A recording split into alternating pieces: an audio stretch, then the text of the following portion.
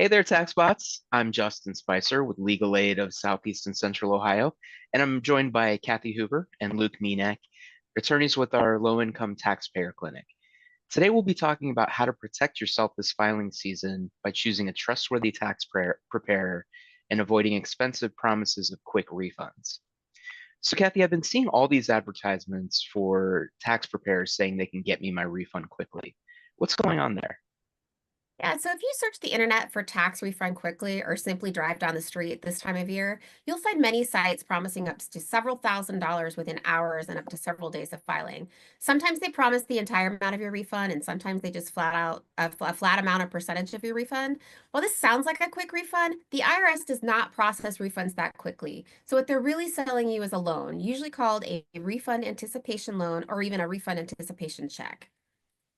Luke, what is that term? Refund anticipation loan. So a refund anticipation loan is a short-term loan that's based on a taxpayer's expected refund for that year. The taxpayer uses the lender to give you an advance for the money that you're expecting to receive from your tax refund, minus their preparation fee and fees for the loan. Once the IRS releases your official refund, the money goes straight to the lender to repay the loan, and if there's any money left due to you, they'll issue you a check or deposit that amount into your account. So, Kathy, what are some of the downsides to a refund anticipation loan? So while it may look free, it is probably not free. It's actually certainly not free. As Luke mentioned, they take fees out of your refund and charge you a large fee, so you end up with a refund that can often be a lot less than you're actually owed. You may not even realize the impact on your refund, since the fees can be buried in the fine print and lumped together. But the fees for these loans can be more than 10% of your total refund. The lenders may also check your credit, which could affect your credit score. And also, if your refund is delayed or denied later by the IRS, you may have to pay that tax preparing service a monthly fee until they get repaid for their loan. Wow, really sounds like refund anticipation loans are not the way to go. So, what's the best way to get a refund quickly without being charged all those fees? Now, the best way to get a refund quickly without paying unnecessary fees is to file your return electronically using a trustworthy tax preparer and to have your refund directly deposited into your bank account. Refunds are usually deposited by the IRS within 10 to 14 days after filing, and sometimes much sooner. There is no fee for this. So, Kathy, are all refunds issued that quickly? So by law, the IRS cannot issue refunds that claim the earned income tax credit or the refundable portion of the child tax credit before February 28th of each year. Electronically filed returns claiming these credits typically take 21 days to process, and refunds will be issued. Paper returns will take an additional 4 weeks to process. Are there any other things that can delay the processing of a return, Luke? Where can I see the status of my refund? So returns for the wages and other information on the return do not match with the records that the IRS has received from third parties, such as W-2s, can take longer to process. But you can always check on the status of your refund by going to irs.gov/where's my refund. Kathy, Luke mentioned earlier that I should go to a reputable tax preparer. What should I think about when choosing a tax preparer? So when choosing a private paid tax preparer, follow some of these tips. Check the preparer's qualifications. Ask if they have a preparer tax identification number, which is a PTIN, PTIN. It's similar to a social security number, and it's used to identify them. And also ask about their education and training, including checking to see if they're an enrolled agent or certified public accountant. Check the preparer's history. Check the Better Business Bureau at bbb.org to see if they have any complaints against them. Watch out for language about getting you the biggest refund. Any qualified tax preparer should be able to get you the refund that you are owed, getting you IRS, which is the Internal Revenue Service, examining that return and tax debt in the future. Ask about any fees up front and get those in writing. Make sure the preparer can electronically file your tax return. This is required of all paid preparers that prepare more than 10 returns a year.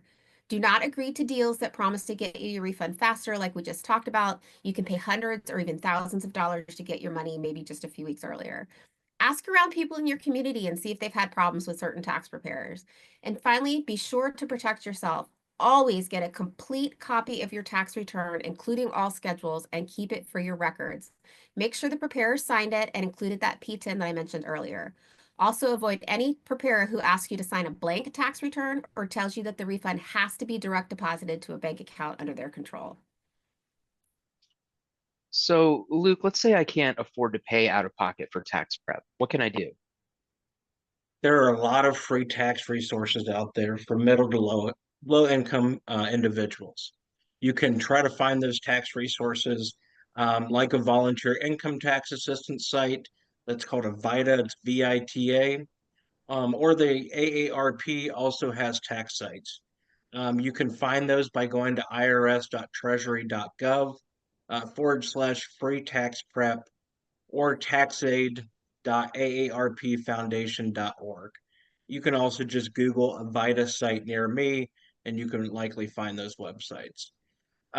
They offer in-person, remote, and hybrid appointments, and they're all done by trained volunteers that are trained through an IRS certification. You can also call 211 if you live in a 614 area code, and they can help you find a VITA site near you. You can also get help remotely at www.getyourrefund.org / UWCO. Virtual tax preparation is done by a trained volunteer, and they have that available in English or Spanish. So, what if I want to pay my or prepare my own tax return, Kathy? Do I need to pay for that? No, you can file your own tax return for free using several online options. The first is start at liveunitedcentralohio.org. That's liveunitedcentralohio.org / tax time if you are in Central Ohio. You can use getyourrefund.org / DIY, which stands for do it yourself. So that's getyourrefund.org / DIY. You can also start at the irs.gov / free file site. Again, that's irs.gov / free file. And just a note about that, if you see a tax vendor on there that offers free tax prep, you need to start with that irs.gov free file link. If you go directly to that vendor site, it'll likely be a paid tax return. So make sure you start at that site. Or you can visit myfreetaxes.com, which is myfreetaxes.com, to do your own tax prep as well. Great. And I'll be sure to post all those links that we talked about in the comments right after we finish up today. So thank you, Kathy and Luke, as always, for the great information. And thanks to everyone for listening. As a reminder, you can find today's tax chat and all the others in our tax chat series on our Facebook page or on our YouTube channel. And we really hope you'll join us on January 31st for a very special Facebook Live to celebrate the 50th anniversary of the Earned Income Tax Credit Awareness Day. This is an especially exciting Facebook Live because LASCO and legal aids from across the state will be teaming up to tell you everything you need to know about the Earned Income Tax Credit, or the EITC, including how to claim it, who qualifies for it, how to find tax assistance, and more. And we'll be kicking off the celebration at 2 p.m. in Spanish, and at 2:30 p.m., we'll talk about the EITC in English. Thanks, and we'll see you next time.